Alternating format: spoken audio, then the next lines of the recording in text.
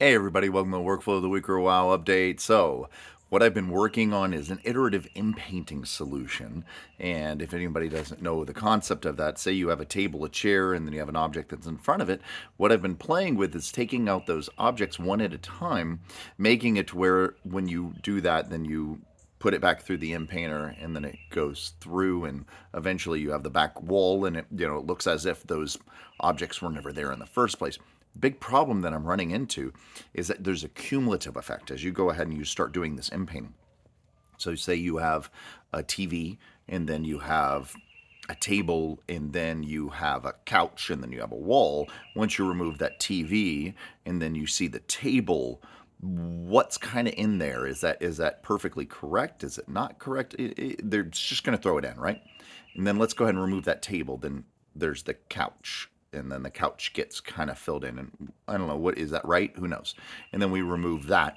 And then it goes, okay, here's the background. The big problem with all that, even if we have a perfect mask, in painters don't perfectly fill those masks in exactly as they're building them. So there's a little bit of variance as it goes along. So I'm looking at some different solutions, and a lot of those solutions actually come from the world of 3D images. So we're talking about, remember back when you'd go to Facebook and you'd start moving things to the side and it has that background and it kind of moves?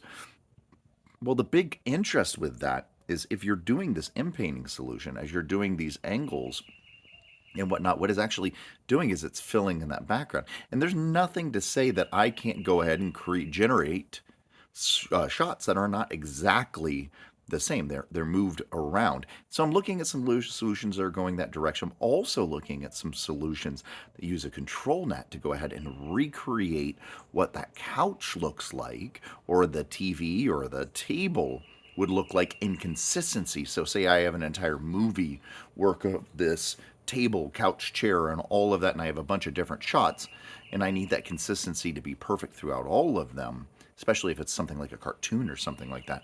If I run it through a machine learning algorithm, then I get that perfect look for each one of the different angles versus an artist's representation and interpretation of each and every one of those.